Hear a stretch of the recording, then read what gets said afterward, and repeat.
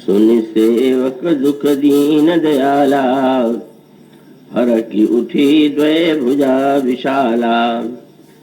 सुन सुग्रीव मारिहं बालिहि एक ही बाण, ब्रह्म रुद्र शरणागत गए न उबरिहि प्राण। जेन मित्र दुख होहि दुखारी, तिनहि बिलोकत पातक भारी। निज दुख गिरि सम रज करि जाना, मित्र क दुख रज मेरु समाना। जिनके असीमति सहजन आई, ते सठ कतहठ करत मिताई। सुपथ निवारि सुपंथ चलावा, गुण प्रगटय अवगुण निदुरावा। देत लेत मन संकन धरई, बल अनुमान सदा हित करई। विपत्ति काल कर सद्गुण नेहा, श्रुति कह संत मित्र गुण एहा।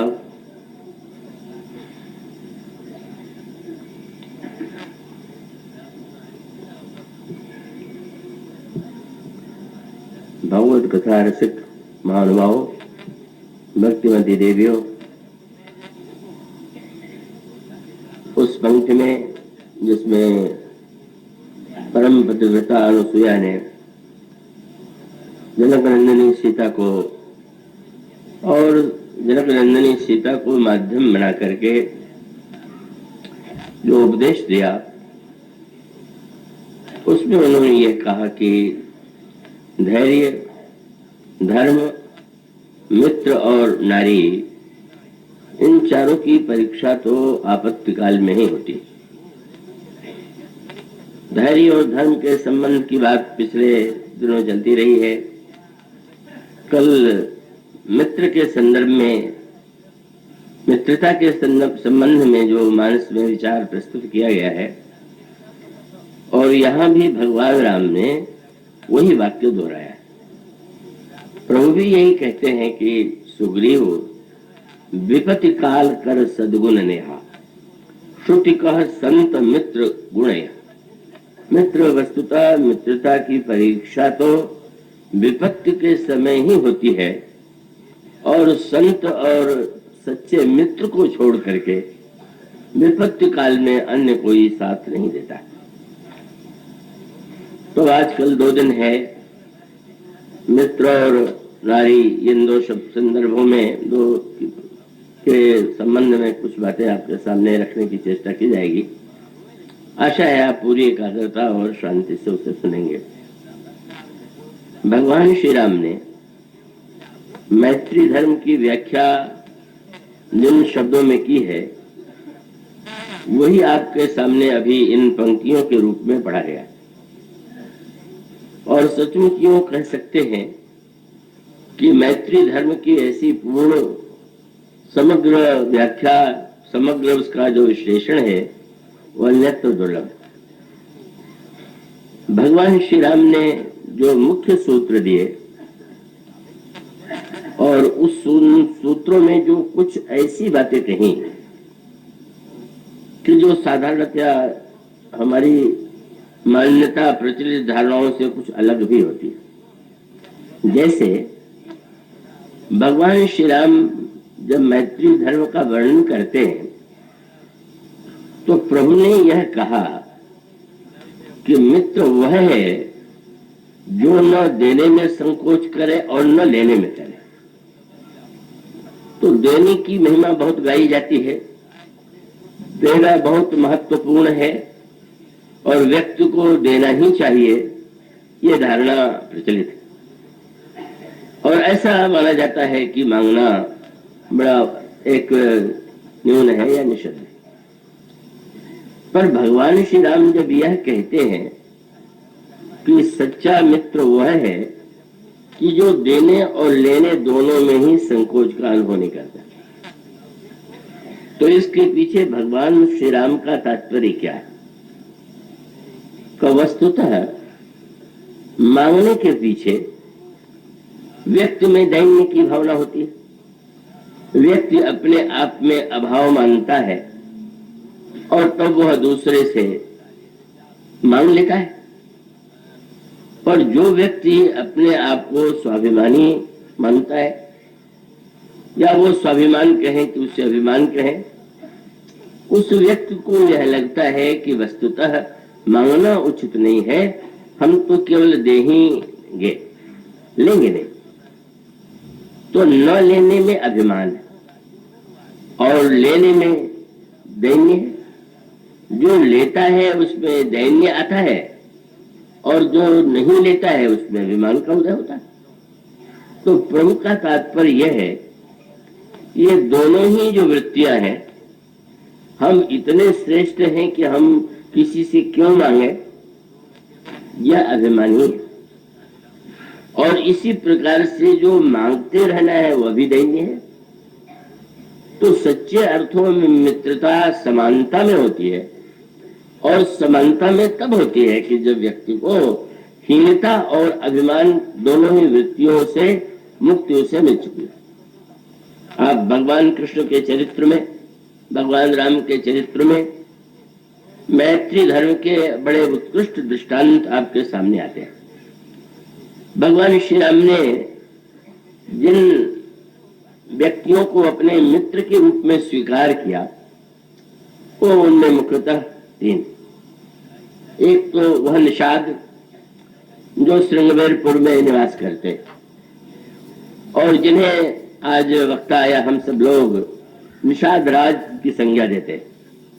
वैसे कोई वो राजा वाजा नहीं थे, गांव के चौधरी कह लीजिए, और एक छोटा सा गांव था, लेकिन उनका स्मरण करते हैं तो निषाद राज के रूप में। गोस्वामी जी ने राज शब्द का प्रयोग नहीं किया है, और उनके मैत्री का आधार भी वस्तुतः विपत्ति काल में जो उनकी उत्कृष्ट भावना है, तो उसी को सूचित करती है। भगवान श्री राम पिताजी की आज्ञा का पालन करने के लिए, माँ कैकेयी की अभिलाषा पूर्ण करने के लिए बन जा रहे। यह समाचार निषाद को मिला, और जो ही यह समाचार मिला उसमें क्या भावना उदित हुई कि प्रभु जा रहे हैं, तो ऐसे अवसर पर हमें चल करके अपने को सेवा के माध्यम से धन्य बनाना चाहिए। और तब वो स्वामी जी ने चित्र प्रस्तुत करते हुए लिखा, यह सुधि गुह निषाद जब पाई, मुदित लिए प्रिय बंधु बुलाई। अपने गांव के अन्य निषादों को बुला लिया और कंद मूल फल ले करके श्री रामभद्र के सेवा में आ गए। और बस उन्होंने दूर से ही कंद मूल फल रख करके प्रभु विलोकत अति अनुरागे, बड़े स्नेह से दर्शन करते हैं। तो दूर से फल रख करके प्रणाम करने के पीछे वह सामाजिक धारणा थी जिसमें यह माना जाता था कि निषाद अस्पृश्य।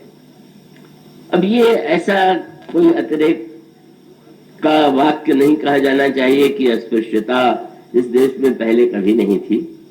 यह अस्पृश्यता की वृत्ति सारे विश्व में, किसी में रंग के नाम पर, किसी में जात के नाम पर, किसी में किसी अन्य आधारों पर यह वृत्ति दिखाई देती है। तो वह एक स्थिति जब भगवान श्री राम के अवतरण का काल है, तो उसको, उस अस्पृश्यता को एक ऐसा रूप दिया गया, और वो उस दृष्टि से जो व्याख्या की जाती है, तो जो उसके प्रति अत्यधिक आग्रह या निष्ठावादी है, उसमें उनको कोई औचित्य और उन्हें कोई अनौचित्य प्रतीत नहीं होता। अब अगर यह मान लिया गया कि व्यक्ति का जो किसी जाति या वर्ण में जन्म लेना है वह उसके कर्म का परिणाम है, तो कर्म सिद्धांत की यह जो व्याख्या है, और उसके साथ साथ यह बताने की चेष्टा की जाती है कि यह तो आवश्यक नहीं है कि आज जो इस जन्म में अस्पृश्य है वो अगले जन्म में भी अस्पृश्य होगा।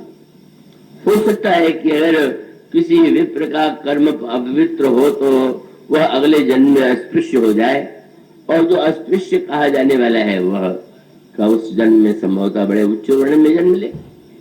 किंतु वो समस्या यह है कि इस प्रकार की जब व्याख्याएं की जाती हैं तो उस प्रकार से एक प्रकार से मनुष्य के मन में उसका जो प्रभाव पड़ना चाहिए वो ठीक उससे उल्टा प्रभाव पड़ता है।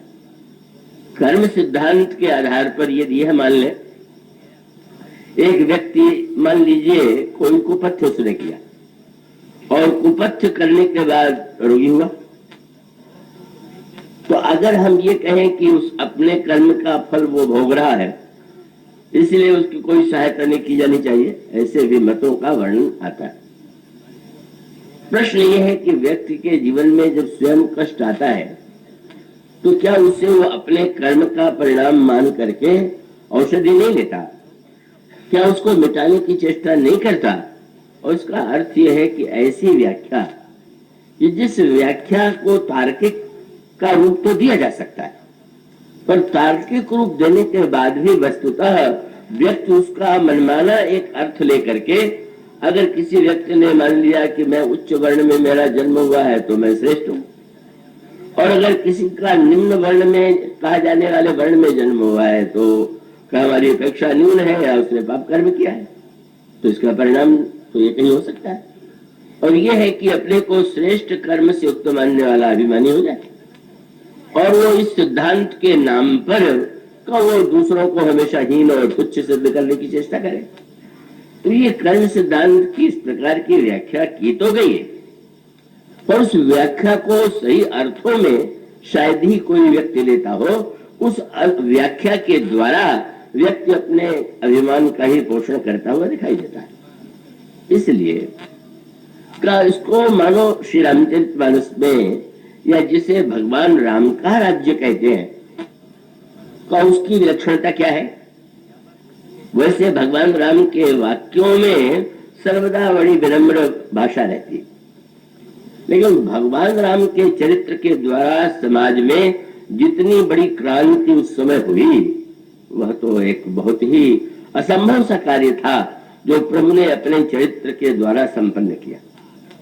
अब अस्पृश्यता के विरुद्ध भाषण दिया जाता है, दिया जा सकता है, उसके द्वारा द्वेष और संघर्ष उत्पन्न हो सकता है, किंतु उसके द्वारा समस्या का समाधान तो नहीं होता।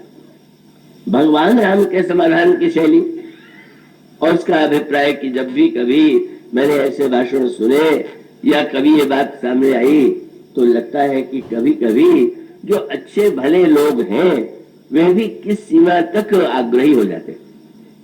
भगवान श्री राम के सामने निषाद जब आ करके कीन दूरिते दंड प्रणाम, दूर से ही फल रख करके प्रणाम करते हैं, तो निषाद राज ने यह मान करके स्वीकार कर लिया कि मेरे कर्म पवित्र नहीं होंगे और मेरा स्पर्श करने से प्रभु को कहीं कष्ट न हो या वर्ण धर्म की मर्यादा के विरुद्ध न हो, इसलिए उन्होंने फल रख करके दूर से प्रणाम किया।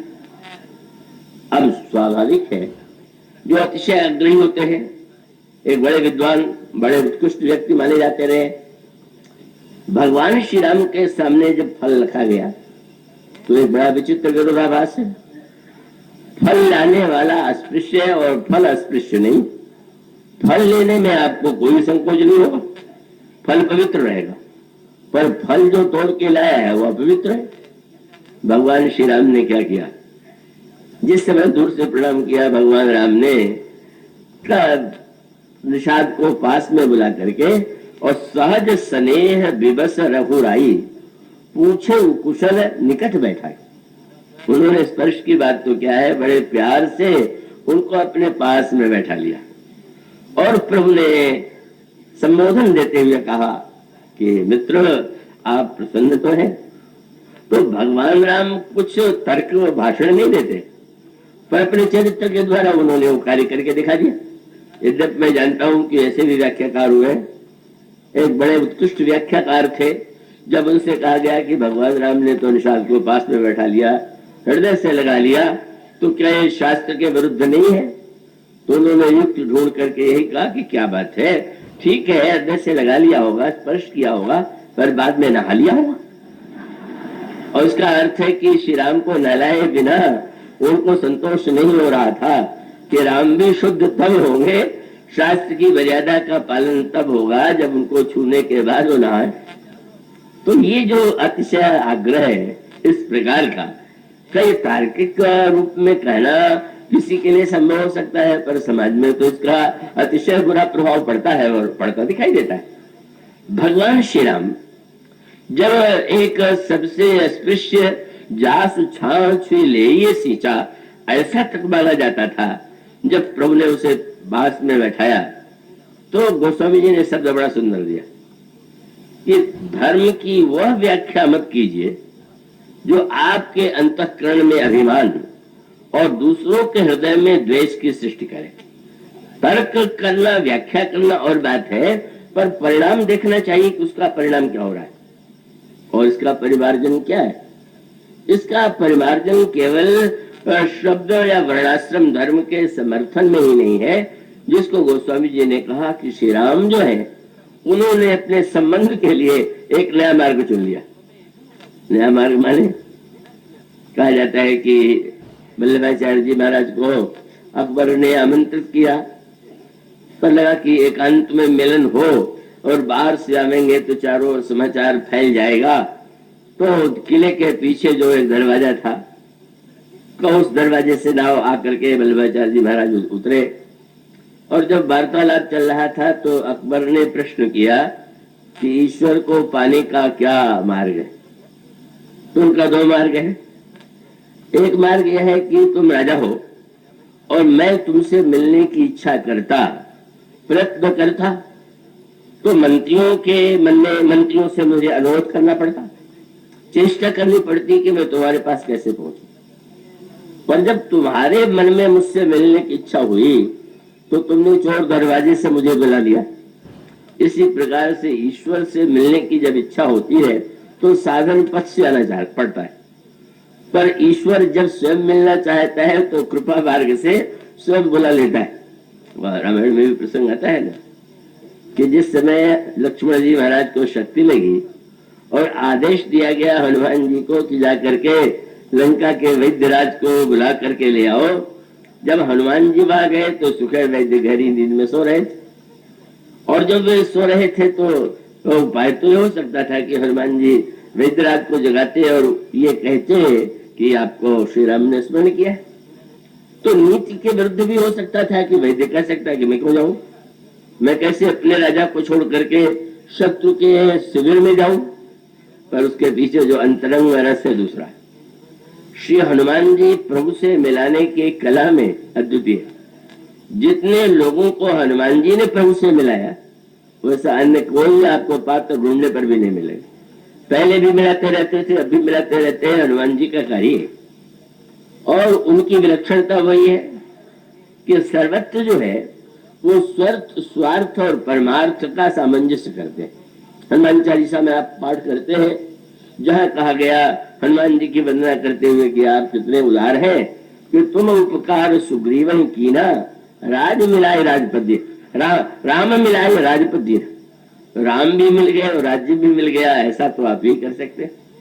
तो अब जितने लोगों को मिलाया, सुग्रीव को मिलाने वाले अन्य सब अनेक अनेक भक्तों को किसी न किसी रूप में हनुमान जी मिलाने में सहयोगी बनते। पर सुखेर वैद्य को जैसे मिलाया वो तो अद्भुत ही था। हनुमान जी ने देखा सो रहे तो आपने का सोए हुए चाहते तो उठा ले जाते, ऐसा भी नहीं किया। पूरा उस सुखेर वैद्य का जो भवन था वही उखाड़ करके आप लेकर के चले। और जब प्रभु के पास गए और सुखेर वैद्य की नींद खुली तो देखा कि वो तो श्री राम के सामने बैठे। किसी ने हनुमान जी से कहा कि शास्त्र ये कहता है कि भगवान को पाने के लिए धाम काम छोड़ना होगा। जनकपुरवासी थे, धाये धाम काम सब त्यागी, पर आपने तो अनोखा कार्य किया। न इनसे घर छोड़ने के लिए कहा, न काम छोड़ने के लिए कहा, आप तो उनको सोए सोए उठा ले आए। ईश्वर को पाने का कोई यह भी मार्ग है क्या? तो हनुमान जी ने कहा कि जो प्रभु को पाना चाहते हैं उन्हें धाम और काम छोड़ना चाहिए। पर सुखेर तो प्रभु को पाना नहीं चाहते थे। जब प्रभु ही उनको पाना चाहते थे तो मुझे लगा कि भाई तुम धाम काम मत छोड़ो, धाम लिए चलो। तो उसके साथ भी सबके साथ भगवान के पास पहुंच सकते हो। तो हनुमान जी महाराज जो है का वह तो अद्भुत है, उनका स्वरूप अद्भुत है। तो यह जो इसका अभिप्राय यह है कि प्रभु के चरित्र में ये जो विविध पात्र विविध रूपों में आते हैं, उसकी विलक्षणता यह है कि व्याख्या का वह रूप का जिसका सूत्र एक ही। अब अगर यह मान लिया जाए कि भगवान राम मर्यादा पुरुषोत्तम है, इसलिए उन्हें वर्ण व्यवस्था के नियमों का कठोर से कठोर रूप में पालन करना चाहिए, तो एक अलग बात है। पर वह सूत्र मानो उस रूप में था कि जहां पर भगवान जो है एक नया मार्ग, और नया मार्ग क्या है, जिसको कहते हैं जोर दरवाजा। बाहर फाटक से कोई आवेगा तो द्वारपाल भी होगा, बाहर फाटक से कोई आवेगा तो सुरक्षा प्रबंध के बीच से ही आना पड़ेगा। मानो प्रभु ने उसका कोई अपने शब्दों में कोई इसका निषेध या समर्थन नहीं किया। और चोर दरवाजा क्या है? गोस्वामी जी ने शब्द बड़ा सुंदर लिखा कि धर्म के मार्ग को उन्होंने निषाद के साथ उसके को नहीं जोड़ा। तब बोले सहज स्नेह दिवस, यह जो प्रेम है, जो स्नेह है, उसकी परिपाटी हुआ नहीं है जो एक वर्ण के परंपरा धर्म की परिपाटी।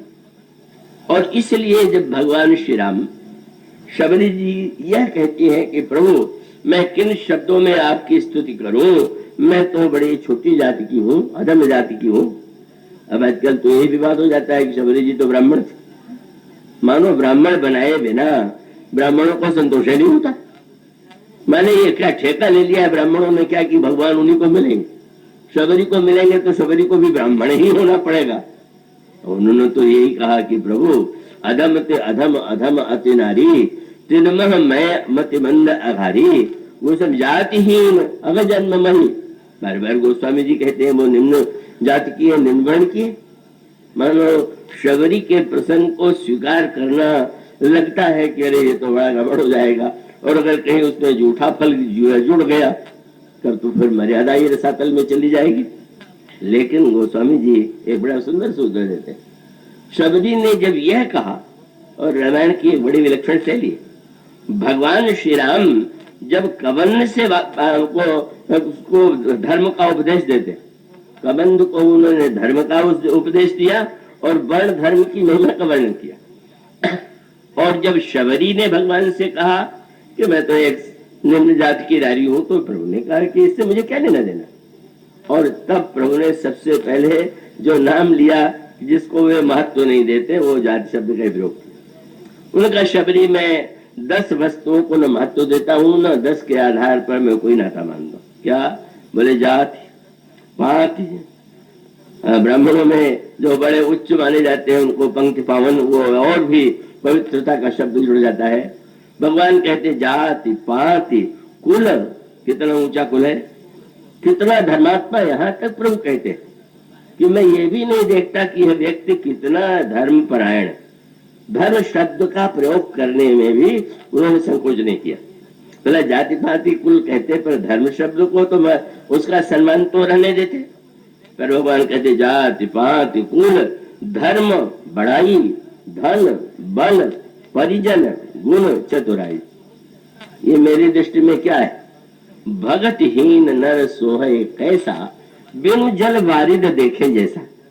बादल आकाश में घूम रहा हो, जल का अभाव हो, और तब भला उस बादल की गर्जना सुनकर के क्या लगेगा कि वाह वाह कितना महान बादल है। और तब प्रभु ने कहा याद रखना भक्ति मति शबरी, इन 10 के आधार पर मैं किसी से नाता नहीं जोड़ता। किस आधार पर? और सूत्र आपने स्पष्ट कह दिया, कह रघुपति सुनु भामिनी बाता, मानो एक, बस शब्द स्पष्ट कह दिया। उसको छोड़ करके और कुछ नहीं, मानो एक भगति करना था। मेरा नाता तो मात्र भक्ति से। तो प्रभु का की कृपा का मार्ग क्या है? स्नेह का मार्ग क्या है? ठीक है, बड़ धर्म का राजमार्ग भले ही निषाद और प्रभु के मिलन को रोके, पर प्रेम का जो हृदय का मार्ग है वो तो खुला हुआ है। और जो प्रभु उस प्रेम का मार्ग खुला हुआ है, तो प्रभु ने यह नहीं देखा कि किस जाति के, उनका उन्हें देख करके प्रभु गदगद हो गए। कितने इनकी आंखों में कितनी प्रीति है, कितनी सद्भावना है। और तब आप क्या उस दूरी को कभी स्वीकार कर सकते थे? इसलिए का उन्होंने उस स्थिति में बैठा लिया। श्री राम महान है, शीलवान है, पर उनका मित्र भी साधारण नहीं। देखिए, कोई सत्ता में स्थिर हो तो उसका सत्कार तो बढ़ते जाता है, पर वो सत्ता अगर किसी की छिन जाए तो बेचारों की इतनी दुर्दशा दिखाई देती है, इतना अनादृत लगता है कि जैसे लगता है कि कोई पूछने वाला नहीं। तो विरोध की बात मैं सुनाऊं, कानपुर में एक तुलसी उपवन है, तो वहां पर साहित्यकार और जो लेखक है उनकी मूर्तियां, तो गोस्वामी तुलसीदास जी का नामकरण है, उसके साथ मैथिली शरण जी की मूर्ति स्थापित करने का उपक्रम किया गया। तो कुछ योजना उनके अपने ढंग की लोगों की रही होगी, का उन्होंने उद्घाटन करने के लिए श्री अटल बिहारी वाजपेयी को बुलाया और मुझसे अध्यक्षता के लिए कह दिया गया। तो उसमें अटल बिहारी जी ने कहा कि ऐसे साहित्यिक प्रसंगों में राजनीतिज्ञों को महत्व देना उचित नहीं है, ये तो साहित्यकारों की वस्तु है, पर आजकल इसकी परंपरा हो गई। तो अंत में मैंने भाषण देते हुए यही कहा कि नहीं, अटल बिहारी जी ने बहुत सुंदर बात कही है, पर मुझे लगता है कि राजनीतिज्ञों को सम्मान अवश्य देना चाहिए। तो जीवन काल में भी मरने के बाद भी इतने शिकड़ी है परंपरा, वो कहते हैं, मैंने मुझसे कहा कि आपने बहुत अच्छी बात कही। तो उसका अभिप्राय है कि सचमुच जो है वो जो दृष्टि है सत्ता में है तो क्या कहना है, सत्ता से च्युत हो जाए तो कोई महत्व नहीं। तो ये जो स्थिति है, भगवान राम तो सत्ता च्युत हो चुके, युवराज बनने के स्थान पर देश निकाला दे दिया गया, और उस राम का स्वागत करने का जिस व्यक्ति ने साहस किया वो कितना विशाल हृदय का रहा होगा।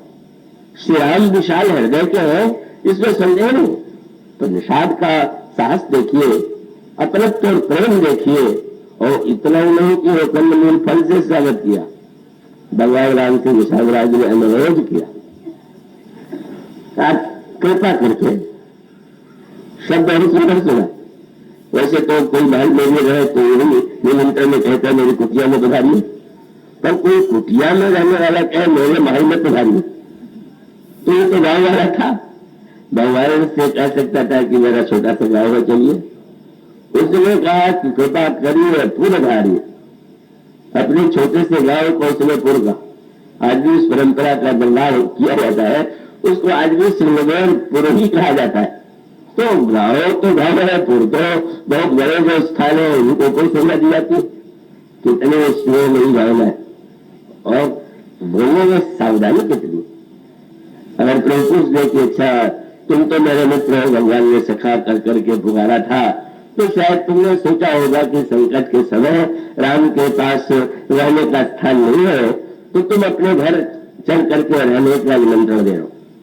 कंदमूल फल से स्वागत केवल न करके निषाद की इच्छा है कि 14 वर्ष इसी गांव जिसमें उन्होंने कहा पुर, और पुर के पीछे ये उसकी भक्ति वही भावना है, जिसका संकेत ही मिलता है सुमित्रा अम्बा के वाक्य में। सुमित्रा अम्बा से लक्ष्मण जब विदा लेने के लिए आए हैं तो मां ने पूछा कहां जा रहे हो, तो अयोध्या छोड़ करके वन में। लक्ष्मण तुम्हारी कैसी भ्रामक व्याख्या है, तुम अयोध्या छोड़ के वन में जा रहे हो, वन में तो हम लोग रहेंगे, तुम तो अयोध्या में जा रहे हो, क्यों आ रहे हो? तुरंत सुमित्रा जी ने कहा अरे तहई अवधित है राम निवासु, और तहई दिवस जहाँ भानु प्रकाशु, जहाँ सूर्य होता है वहां दिन होता है कि दिन में दिन ऐसा क्यों है? जहाँ राम रहते हैं वही अवधपुरी, और जहाँ राम नहीं रहते वो बने। निषाद राज ने जब पुर शब्द का प्रयोग किया तो बोले प्रभु अब तक भले गाँव रहा होगा, पर आप पधार जाएंगे तो पूरे ही होगा, वो गाँव नहीं होगा। और कितने नगर गाँव होगा, ये नहीं कि मैं आपत्ति में आपकी सहायता करना चाहता हूँ। प्रभु को नहीं पूछ रहे हैं, तो निषाद ने कहा कि मैं स्वार्थ के गाँव में निमंत्रण दे रहा हूँ, तुम्हारा स्वार्थ क्या है? तो उन्होंने कहा कि जैसे महाराज कोई पत्थर पड़ा है तो कोई महत्व नहीं देता, पत्थर पर पैर रखने में भी किसी को संकोच नहीं होता, पर उसी पत्थर की मूर्ति बना दी जाए, मंदिर में स्थापित कर दिया जाए तो सभी पूजा करते। तो मैं भी निषाद एक पत्थर की तरह समाज में पड़ा गया हूं, जिसको पैर से कोई नहीं ठुकरा सकता है, तो बड़ा अच्छा अवसर है। चल करके इस पूर्व में मेरी स्थापना कर दीजिए, कृपा करिए पूरे धारी पानी थापिए जल। जब यदि आप स्थापना कर देंगे तो सब लोग सियाओ, सब लोग मेरे भाग्य से प्रेम है, क्या धन्य है भाग्य, मैं आपसे कोई आपको सहायता नहीं दे रहा हूं, मैं तो अपने को बड़ा बनाने के लिए आपसे आग्रह कर रहा हूं। कितना उदात्त भाव है। भगवान श्री राम से निषाद में मांगा नहीं, भगवान से कहा कि नहीं कि आप साक्षात ईश्वर है, मुझे वरदान दे दीजिए, रिद्धि सिद्धि दे दीजिए, आप तो पुर में चढ़ करके इस जन की स्थापना कीजिए।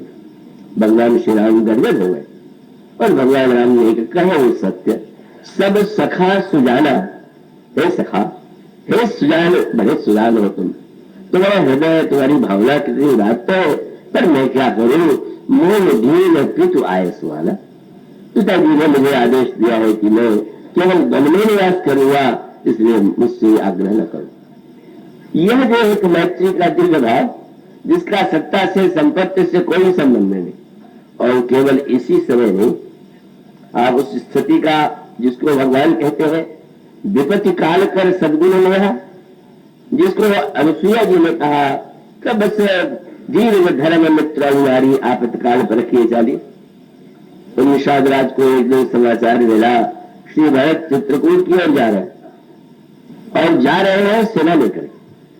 अब कल्पना कीजिए, जो अयोध्या के नरेश के रूप में स्वीकार किए गए, जिनको महाराज श्री दशरथ उत्तराधिकारी बना गए, जब निषाद ने यह समाचार सुना तो उस पर क्या प्रतिक्रिया हुई? अगर वो अवसरवादी होता तो तुरंत सोचता इनका भी स्वागत करो, चलो राम का भी कर दिया था, भरत का भी स्वागत कर दो, जिससे प्रसन्न ही रहे। लेकिन निषाद ने गाय वालों को बुलाया, अच्छा मैं समझ गया कि भरत क्यों जा रहे हैं चित्रकूट। सेना लेकर के कोई मनाने नहीं जाता, सेना का प्रयोग तो युद्ध के लिए किया जाता है, और इसलिए मैं बताऊंगा भरत को कि लड़ाई किसे कहते हैं। थोड़ा सोचिए, अयोध्या की चतुर्भुज सेना, हाथी घोड़े रथ और एक से एक अस्त्र वेचता, और वह अपने गांव के लोगों को मिला करके कहता है आपके घरों में जो बांस ले आइए, फरसा ले आइए, चुरा ले आइए। कितना उसके जीवन में श्री राम के प्रति प्रेम है। उसको ये लगता है कि क्या हमारे जीवित रहते, जितने निषाद ने कहा कि सन्मुख ले भरत सन ले, और जिया जिया तो मैं सोरसा निधन दे। जब तक हम जीवित रहेंगे, और साथ साथ आदेश दे दिया जितनी नावे है सब डूबो दो, और जब तक हम जीवित हैं तब तक भरत क्या कहीं पार करके जा सकते हैं। और भावना क्या है, कब मैं जानता हूं कि हमारे प्रभु महान है और उन्हें कौन परास्त कर सकता है, लेकिन आज जो उसके मैत्री भावना का उद्गार है, विपत्ति काल कर सदगुरु लेहा, उसने यही कहा समय मरण पुण्य सुरसर तीरा, राम काज छो भय शरीरा, भरत भाई निप मैं जन नीचू, बड़े भाग असपाइये नीचू, राम काज रंगो रंगचारी, जस धैर्यो भुवन दुश्चारी। इस प्रकार की वह भावना मानो यह बताती है कि निषाद में मैत्री की भावना कितनी प्रबल है, और उस संकट में जब श्री राम भी सत्ताच्युत है, वन में निवास कर रहे हैं भरत से, और भाव कितना सुंदर चुना। लिखा हुआ है कि सुनरी राम पद पंकज पलही, भगवान राम का स्मरण करके वे भरत से लड़ने के लिए नहीं चले, भगवान राम के जूतों का स्मरण करके। कितने विलक्षण भावना है, इसलिए नहीं कि अस्पृश्य थे तो जूते का स्मरण किया।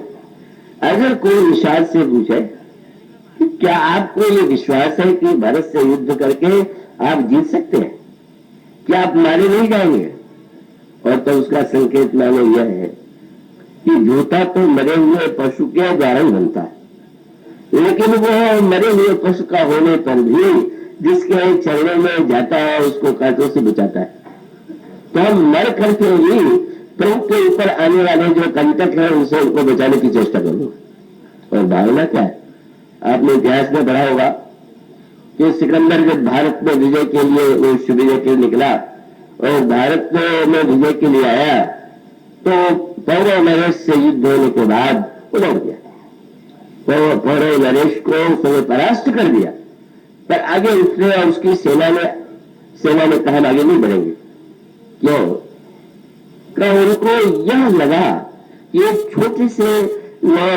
छोटा सा उसका राज्य और उसके सैनिक और उसके योद्धा इतने वीर है, तो अगर हम भारत में भीतर प्रवेश करेंगे और जहां बड़े शक्तिशाली राजा है तो हम तो शायद उनसे नहीं जीत पाएंगे। मानो पौरव ने हार करके भी सिकंदर के मन में, सेना के मन में इतना भय उत्पन्न कर दिया कि सेना लौट गई, ऐसा इतिहास में वर्णन आता। निषाद का तात्पर्य यह था कि जानवी सानुज राम नारी करो अकंटक राज सुखारी, और भरत ने समझ लिया कि राम अकेले, और जब हम लड़के मर जाएंगे तब उनको समझ में आ जाएगा कि राम से स्नेह करने वाले ऐसे ये व्यक्ति जो अपने प्राणों को भी दे करके आपको बढ़ने नहीं दे रहे, मुझे विश्वास है कि हम लोगों के साहस का परिणाम ये होगा कि हमारी मृत्यु सार्थक होगी, और भरत ऐसा दुस्साहस नहीं करेंगे। तो यह जो व्यक्ति का विपत्ति काल में उद्गार निषाद के मुख से प्रकट होता है, और इसीलिए तो ये बात और है कि निषाद राज ने श्री भरत को समझने में भूल। निषाद राज का तर्क तो ठीक ही था कि सेना का उपयोग तो युद्ध के लिए होता है। श्री भरत जी तो सेना को दूसरे उद्देश्य से ले जा रहे थे।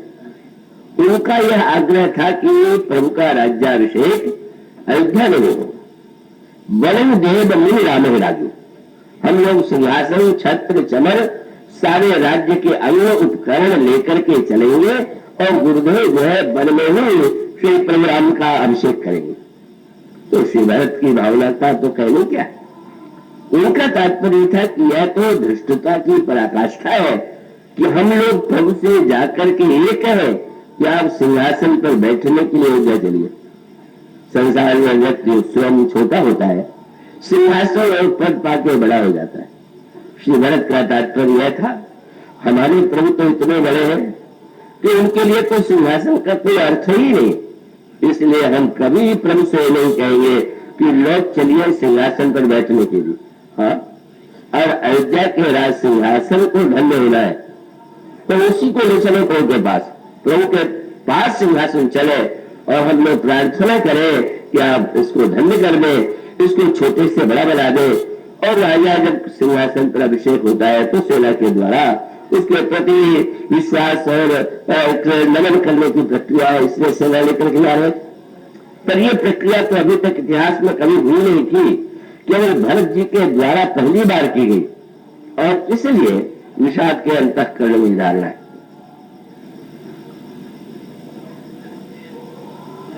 गांव के लोग एकत्र हैं और सब श्री राम के प्रेम में लगे हुए, निषाद के उत्साह में सम्मिलित है। और इतना ही नहीं, उसने ये भी कहा कि हम छिप कभी नहीं लड़ेंगे, कहो बजाओ जुझारू घरेलू दो बजाओ, युद्ध की घोषणा करो।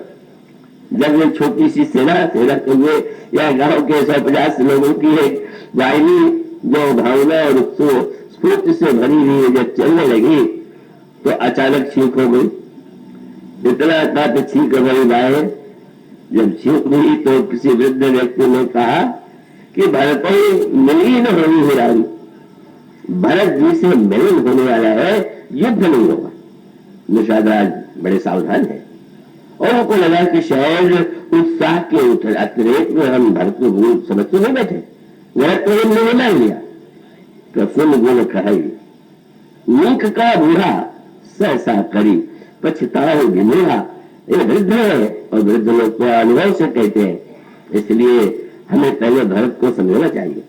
और तब सचमुच श्री राम ने वर्णाश्रम धर्म के मार्ग से तो बुलाया नहीं था, बुलाया था स्नेह और प्रेम के मार्ग से, और वही दृश्य सामने था। गुरु वशिष्ठ है, निषाद राज को तो अभी वही धारणा। गुरु वशिष्ठ स्पर्श अपवित्रता को मानते हुए दूर से प्रणाम किया। आशीर्वाद में भरत जी को निषाद राज को गुरुदेव ने रथ पर बैठे हुए आशीर्वाद दिया। किंतु श्री भरत ने प्रश्न किया गुरुदेव से, ये कौन?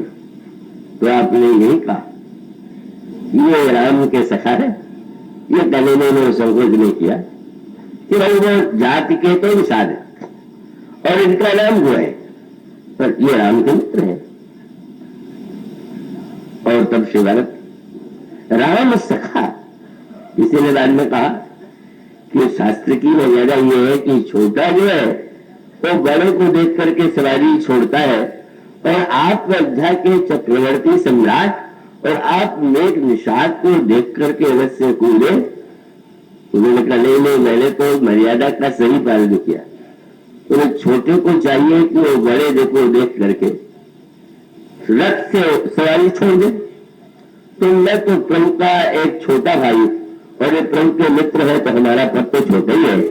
छोटे होकर के भी इनको देख करके कैसा अनोखा परिवर्तन था, बिना कहे राम सखा सुन चंदन तागा, चले भरत उलगत अनुरागा। और करत दंडवत देखते ही भरत नील उड़ रहा है और मन लखन सन, यही कि मैंने कृपा पूर्वक एक स्पुष्ट को हृदय से लगा लिया। जब उन्होंने निषाद राज को हृदय से लगाया तो उनको लग रहा था कि भैया लक्ष्मण से मिल रहा हूं। मन लखन सन भेंट भई प्रीति में हृदय समाये। और जब निषाद ने माताओं को प्रणाम किया तो वो सारा वातावरण ही प्रेम रस में तो प्रोत है कि माताओं को ये ध्यान भी नहीं आता कि इनकी जात क्या। सारी माताएं आशीर्वाद दे रही निषाद को, क्या समझ करके वो जान लखन समझ दे असीसा, जीवन सुखी से लाख वरीसा। यह जो एक अद्भुत कार्य भगवान राम ने मैत्री धर्म की महिमा को बढ़ाते हुए और निषाद राज ने उस अपने चरित्र के प्रत्युत्तर के द्वारा सिद्ध कर दिया कि वह शब्द कसौटी जब आई, विपत्ति आई, तब उनका यह चित्र सामने आया, यह रूप सामने आया कि वो ये चिंतित नहीं है कि भरत राजा है और श्री राम वनवासी। भगवान श्री राम के एक मित्र ये है, दूसरे मित्र सुग्रीव है। एक बड़ा थोड़ा धीरे मित्र थे, पर तो हर तरह के लोगों को मित्र बनाते ही है। कई चर्चा उनकी कथा के अंत में चली ही रही थी। लोग जानते हैं कि इनको थोड़ा सावधानी सी की आवश्यकता है इनके लिए, इसीलिए मैत्री धर्म का उपदेश प्रभु ने तो निषाद को दिया और मैं बाद में भीषण को दिया। ये तीसरे मित्र भीषण, प्रभु ने मित्र बनाया एक राक्षस को, एक बंदर को और एक निषाद को। चुनाव तो अनोखा ही निकला। क्या वो भगवान श्री राम का जब सुग्रीव को उपदेश देते तो उसमें कितना स्नेह है, कितना अपनत्व है। तो क्या हुआ, सुग्रीव में लोगों को कमी दिखाई देगी तो वो मैत्री धर्म का उपदेश सुन करके सावधानी इनमें आ जाएगी। और इसलिए भगवान राम ने यह दिखाने की चेष्टा किया कि मैं मित्रता करके तुम पर कोई दया नहीं कर रहा हूं, हम तुम दोनों बराबरी के। काहे की बराबरी? तो अपने सामने वाले के मन में भाव भर देना चाहते हैं कि नहीं, हमारी तुम्हारी मित्रता किसी धनी और किसी निर्धन की, बड़े या छोटे की मित्रता नहीं। और प्रभु की व्याख्या है कि हम दोनों तो समान संकट में, राज्य रहित मैं, राज्य रहित तुम, पत्नी रहित तुम, पत्नी रहित मैं, बहुत बढ़िया हम लोगों की मित्रता रहेगी। और संकेत कितना सुंदर किया, वो मित्र न लेने में संकोच करना, न देने में। और ये नहीं बात, ये बात समझने में सुदामा जी को बहुत बरस लग गया। सुदामा जी का जो स्वाभिमान था कि मित्र तो श्री कृष्ण है, और वो उनकी मित्रता के दावे भी अपनी पत्नी के सामने बहुत करते हैं कि वो हमारे मित्र तो श्री कृष्ण है जो द्वारकाधीश पर नहीं जाएंगे, क्योंकि लेने में संकोच। मैं जा करके मांगू, मित्र बराबरी का होता है, मैं कैसे मांगूंगा? भगवान राम पहले से मित्र को कहते हैं मांगने में तो संकोच होता है क्या? मांगने में प्रभु कहते हैं लेकर। ये बात समझना बड़ा कठिन हो रहा था, क्योंकि सुदामा जी के जीवन में मैत्री शब्द तो था, पर अपने निष्प्रियता का, अपने ब्राह्मण होने का, अपने त्यागी होने का जो अभिमान सात्विक था, उसे नहीं छोड़ पा रहे। और धन्यवाद तो देना चाहिए कि सुदामा की पत्नी को, कपतिदेव निष्काम और पत्नी बेचारी सकाम।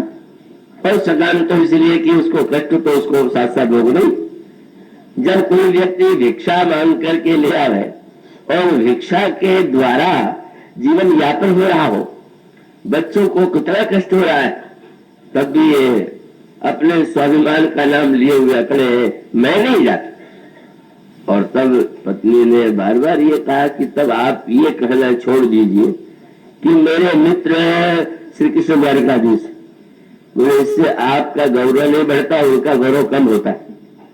आप क्यों बताते हैं कि उनके मित्र हैं? लोग क्या सोचेंगे आपके मित्र के बारे में? और देखिए, आपको जाना चाहिए। और फिर भी वह अभिमान छूटना कितना कठिन है। जाएंगे तो, लेकिन बिना भेंट के नहीं जाएंगे। अद्भुत भेंट थी। भेंट भी क्या, बोले 10-5 घरों से चावल मांगा गया। मंगनी का भेंट लेके, अपने पास तो कुछ नहीं था, चावल ले आते हैं और कई प्रकार के चावलों को एकत्र करते हैं, कपड़े भी फटे चिथड़े हैं उसमें किसी तरह लपेटते हैं और चले जाते हैं श्री कृष्ण के पास, श्याम सुंदर के पास। द्वारकाधीश के द्वारा उनका जो स्वागत हुआ, जिसका वर्णन भक्त कवियों ने बड़े और अद्भुत शब्दों में किया है, रसमय शब्दों में किया है। भगवान पूजन किया, सत्कार किया। तो भगवान कृष्ण की मानता क्या कि वो समझ गए कि ब्राह्मण देवता को पहले तो भेंट लेके गए थे, पर वहां का दृश्य देख करके सोचने लगे, क्या मैंने ना समझी थी? ये भेंट देख करके रानियां क्या सोचेंगी, कितना बड़ा अपमान होगा, क्या होगा। अब वो तो बेचारे पोटली को दबाए जा रहे, और फिर श्याम सुंदर तो छेड़छाड़ की कला में लुके है। यही कहा कि मित्र, लड़कपन की आदत नहीं छोटी तुम्हारी। उस दिन जब हम लोग गए थे वर्षा में, तुम अकेले चने खा रहे थे और मैंने पूछ दिया तो तुमने मुझसे कह दिया कि ठंड के मारे दांत कड़कड़ा रहे। अरे भाई चलो, उस दिन तो बात थी। ऐसा कैसे हो सकता है कि मेरी भाभी ने दिया? नहीं महाराज, पर उन्होंने बना छीन लिया, और छीन करके जब चावल खाते हैं तो आश्चर्य हुआ कि क्या कृष्ण इतने भूखे? और तब कवि ने कहा कि चावल थोड़ी चला रहे, क्या बोले? चावलों नहीं, चावलों दारिद्र सुदामा की दरिद्रता को ही भगवान, पर यह ध्यान रख करके कि इनको लेने में बड़ा संकोच है थी, इसलिए आपने एक भी मुद्रा रत्न सुदामा को भेंट नहीं किया, विदा कर दिया। मित्र को लगा सुदामा को कि मत पत्नी ने तो बड़े उत्साह से भेजा, सत्कार भी अच्छा हुआ, पर वो कुछ विदाई तो नहीं हुई, पर अच्छा अर्थ लेने का स्वभाव था। तो सोचने लगे कि श्री कृष्ण ने सोचा होगा कि कहीं संपत्ति पा करके मुझे भूल न जाए, क्या इसीलिए शायद उन्होंने न दिया। पर श्याम सुंदर ने मानव के स्वाभिमान की रक्षा करते हुए जब उस नगर को ही परिवर्तित कर दिया, उसको नगर बना दिया, महल बना दिया, तो मानो सुदामा की यह जो एक कमी है, त्याग वैरागी के संदर्भ में प्रशंसा, तो मित्रता तो बराबरी की वस्तु है। भगवान राम कहते देने लेने में संकोच बिल्कुल नहीं, और इतने नहीं, सुग्रीव तो बस वही अपने स्वभाव को परिचय कर ही बैठे। भगवान ने जब ये शब्द उपदेश दिया और कहा तुम घबराओ नहीं, हम बालिका वध करके तुमको जिसने कष्ट दिया है उससे मुक्त करेंगे, तो बड़े ज्ञानी बन गए, बड़े वैरागी बन गए। बोले महाराज मेरा तो विचार बदल गया। क्या? बोले मुझे संपत्ति उपत्ति नहीं चाहिए, सुख संपत्ति परिवार बढ़ाई, सब परिहर करिहो सेवकाई। सुख संपत्ति परिवार बढ़ाई, सब कुछ छोड़ के आत्मा भजन करेंगे। क्यों? अभी तो तुम दुखी थे। बोले नहीं महाराज, ये सब राम भगत के बाधक, सुख संपत्ति परिवार बढ़ाई ये भक्ति में बाधक। तो इस सुलह पाठ जो है रख लिया था। और कहो संत तो पद औराधक, रोज मुस्कुराते हुए सुन रहे, मित्र तो बड़ा ऊंचा निकला। और कहा कि प्रभु सत्य तो है कि शत्रु मित्र तो होते ही नहीं, शत्रु मित्र सुख दुख जग माही, माया कृत परिवार नहीं। ये संसार माया में है, न कोई शत्रु है न कोई मित्र है। और बाली को मैं शत्रु क्यों मानू? बाली तो धन्यवाद का पात्र है कि बाली परम मित्र, जासु प्रसादा मिले राम तुम समन विषादा। बाली ने बड़ी कृपा किया, उसी की कृपा से तो आपका मिलन हुआ, इसलिए अब कुछ नहीं चाहिए। और मैं विश्वास दिलाता हूं कि मेरा मन पूरी तरह वासना से मुक्त हो गया। नाथ कृपा मन भव अलोला, जो ही प्रभु ने सुना खूब हंसे। अर्जुन की बात को सुनकर के भगवान कृष्ण भी मुस्कुराए थे और अपने मित्र की बात सुनकर के भगवान राम भी खूब हंसे। कहले जो कछु करो सत्य सब सुन तो सखा वचन मन निशान हो। जो कुछ तुमने कहा है वो सत्य ही, लेकिन मित्र मेरी बात भी तो झूठ नहीं है। अर्थ लगाने में सभी चूक गए और तब भगवान से कहा कि महाराज मेरे मन में तो भेद मिल गया, बाज से कोई विरोध नहीं, पर शायद आपको सत्य की चिंता है कि मैंने जब कहा है कि मारूंगा तो इसलिए आप चाहते हो, वो तो ठीक है, आपके वचन की रक्षा के लिए भले ही मैं लड़ूं, पर मेरे मन में कोई छल, वही ब्राह्मण ज्ञान निष्काम कर्मयोग का ऊंची से ऊंची बातें सचमुच उच्च कक्षा की है, पर उच्च कक्षा की बात छोटे कक्षा का विद्यार्थी रख सकता है, दोहरा सकता है, पर उसकी स्थिति तो नहीं। और इसलिए भगवान ये नहीं था कि मुझे सत्य की चिंता है। भगवान राम ऐसे सत्यवादी बिल्कुल नहीं है कि मुंह से निकल जाए तो होना चाहिए। ऐसा सत्य भाषण तो महाभारत काल में होता था, मुंह से निकल जाए तो क्या गलत है तो भी होगा। इसी पर लड़ रहे सारे महाभारत के योद्धा, और योद्धा श्री राम को तो कभी ये बातें ध्यान में नहीं आती। भगवान श्री राम का सत्य वह नहीं, और सचमुच सत्य का क्या अर्थ हो।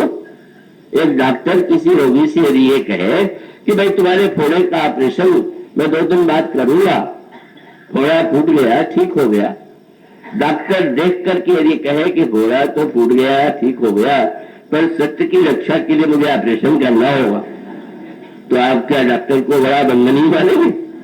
भाई उद्देश्य परक सत्य होता है कि मुंह से जो निकल गया। तो सुग्रीव ने समझ लिया कि भगवान कह रहे हैं कि मेरे मुंह से तो निकल गया है कि बाली को मारूंगा, तो लगे भगवान पर एहसान जताने। अच्छा क्या करना है, बस चल के जरा गर्जना करके बाली को पुकारो। गर्जना किया, बाली तो बाली था, वो तो इतना तेजस्वी है कि वो तो तुरंत निकल आया तो बड़े शान से खड़े थे कि अब तो श्री हम खड़े ही हैं, आज हो जाए। पर वो आते जो एक मुक्का लगा, मुष्टि प्रहार वज्र सम लागा, और तब वो पुरानी आदत भागने वाली फिर सुन सुग्रीव विकल हम भागा। लक्ष्मण जी को हंसी आ गई, बोले कुछ भी मित्र बनाइए पर भागने की आदत जो की जो। प्रभु का नहीं अंतर है, महावीर से डरा था तो घर गया था, और बाली से डरा तो उससे मुख पर आया। अब डरा तो है पर डर के मेरे पास ही तो आया है। और उसके बाद सुग्रीव लगे उलाहना देने, आपने तो कहा था बाली ही एक ही बाल, और प्रभु ने जो मुस्कुराहट भरा गई मित्र पर किया, बोले एक रूप तुम्हें भराता दो, तेरी भ्रमत्व नहीं मारे सो, मैं पहचान ही नहीं पाया कि कौन बाली और कौन सुग्रीव। बोले तुमने मानो संकेत था, यही कहा था कि सत्वमित्र मिथ्या। जब तुम्हारा ज्ञान इतना प्रबल है कि भेद नहीं रह गया तो क्या मेरे महू ज्ञानी रह गया। और तब सुग्रीव ने वह वाक्य कहा जो उनकी कक्षा का पाठ था। बोले प्रभु मैं अपने शब्द वापस लेता हूँ। क्या? बोले मैं जो कहा रघुवीर कृपाला, बंधु न हो मौर्य है काला। बंधु नहीं है, काल है। प्रभु ने कहा मैं मारूंगा। और सचमुच कितना मित्रता के लिए प्रभु ने बलिदान किया। भगवान राम के चरित्र में अगर ऐश लगा तो बाली के वध में, हतो बाली से ही गाली, पर इतना ऐश लेकर के भगवान श्री राम ने सुग्रीव की रक्षा किया। वो तो बाली का भी परम कल्याण किया, लेकिन आज भी प्रश्न किया जाता है कि छिप करके क्यों मारा। प्रभु के मैत्री धर्म का क्यों मित्र की रक्षा के लिए संकट में पड़ा हुआ मित्र उसके प्राण जाने की स्थिति हो और मैं सोचूं कि मैं मार दूंगा तो मुझे कलंक लगेगा, यह तो उचित नहीं है। भगवान राम ने शरणागतता कहिए मैत्री धर्म का निर्वाह किया। भगवान कहते मैं नहीं कहता कि सुख संपत्ति परिवार बड़ाई तुम छोड़ दो, तुम सब लोग बस केवल इतना ध्यान रखना कि सीता जी का पता लगाना। मित्र के दुख को प्रभु ने पहले मिटा दिया, पत्नी को पहले मिला दिया, केवल यही कह दिया कि सीता जी का पता लगाना है, इसको ध्यान में रखना। पर मित्र महोदय निकले कुछ ढीले और वो इतने दूर तक परिवार से दूर, वासना से दूर, अब तो उस भोग में डूबे हुए और डूबने के बाद अपने मन को धोखा देते रहते हैं। हाँ, प्रभु ने कहा है पता लगाने के लिए, पर समय थोड़ी बताया है, लगा लेंगे, अभी थोड़े दिन तो राज्य का आनंद ले ले। और तब हनुमान जी समझ गए कि प्रभु की कथा भूल गई, प्रभु का प्रवचन भूल गया। प्रवचन याद रखने वाले जो नहीं होते, तुरंत आ गए और कहा, सुग्रीव तो हनुमान जी को देखते ही थोड़ा घबरा से गए, लेकिन पूछा कैसे पधारे? बोले आज आपको प्रवचन कथा सुनाने आए। और जो कथा सुनाई वो तो सुनते ही कांपने लगे, क्योंकि उन्होंने कहा आपको प्रभु ने जो मैत्री धर्म का उपदेश दिया था, क्यों दिया था? क्या आप उस कसौटी पर कभी आपने अपने को कस करके देखा? और इसका अर्थ है प्रभु ने जान लिया था कि आपकी दुर्बलता है, उपदेश दिया था, और आपने उनके उपदेश को नकार दिया। और सुग्रीव थोड़ा सावधान हुए, पर जब हनुमान जी ने कहा कि आपने ध्यान दिया, श्री राम ने जब बाली को बाण मारा, वो बाण कहाँ गया? सुग्रीव ने कहा वो तो प्रभु के तर्कस में लौट आया। ये लौट क्यों आया? बोले आपने उस दिन कथा में बताया था कि भगवान किसी भक्त को दूर नहीं भेजते, इसलिए बाण को लौटा लेते। बोले आज तो दूसरा अर्थ लग रहा। उस दिन तो मैं ही समझता था, पर लगता है ये बाण उन्होंने आपके लिए रख छोड़ा है कि अगर ये भी गड़बड़ी करेगा तो इसी को इसी बाण से मारेंगे। और प्रभु ने नाटक यही किया, जय सहायक मारा मैं बाली, तेरी तरह तो मूर्ख काली, जिस बाण से बाली को मारा था उसी से मारूंगा। अब तो लक्ष्मण जी को आश्चर्य हुआ, ये तो नई भाषा, नया शब्द। और प्रभु से उन्होंने कहा प्रभु आप क्यों कष्ट करेंगे, मारने का कल आप क्यों करें, मैं करूंगा। और आपने कल शब्द इसमें क्यों जोड़ दिया, तेरी से रहता हूँ मूर्ख काली, आज अभी मैं जाके मारे आता हूँ। और तब पता चला कि प्रभु के हृदय का भाव क्या था, हंसने लगे। सचमुच समझते हो कि मित्र को मैं मार भी सकता हूँ? एक बार जिसे मित्र स्वीकार कर लिया तब महाराज, अरे सुग्रीव बड़ा डरपोक रहा, डर के मारे मेरी शरण में आया था, बाल के मरने के बाद डर मिट गया, मुझे भूल गया। तुम जाके जरा सा डर दिखला दो, बस इतना ही मारना उसको, और कुछ नहीं करना। और जब लक्ष्मण चलने लगे तो प्रभु ने फिर कहा सावधान रहना, तुम जानते हो कि जितना डरपोक है उतने भगोड़ा। ऐसा न डराना कि कहीं दूर भागे, ऐसा डराना कि इधर ही लौट करके आवे। और शब्द कितना सुंदर का, तब अनुजंग समझावा रघुपति करुणा शिव, अरे भय दिखाई ले आओ हो, क्यों तात सखा सुग्रीव, मेरा मित्र है, क्या हुआ थोड़ा मुझे भूल गया। और सुग्रीव जो आकर के मिले तो एक बार में नहीं पूछा कितने दिन क्यों नहीं आए, इतनी बात था, पूछ सकते थे। एक दिन में कहा रहे, सुग्रीव सफाई देने लगे, महाराज क्या बता रहे, काम क्रोध लोग को जो जीत ले वो तो आपके समान हो जाता है, क्या नारी नैन सर जाय में लागा, ये सब कह डाला। तो कह सकते थे अच्छा उपदेश डाल लो। भगवान से कह दिया कि महाराज काम क्रोध लोभ से मैं भी शून्य होना चाहता था, क्यों नहीं हुआ, क्यों नहीं हुआ? बोले यह गुण साधन ते नहीं हुई, तो बड़ी कृपा पाओ कौन कोई।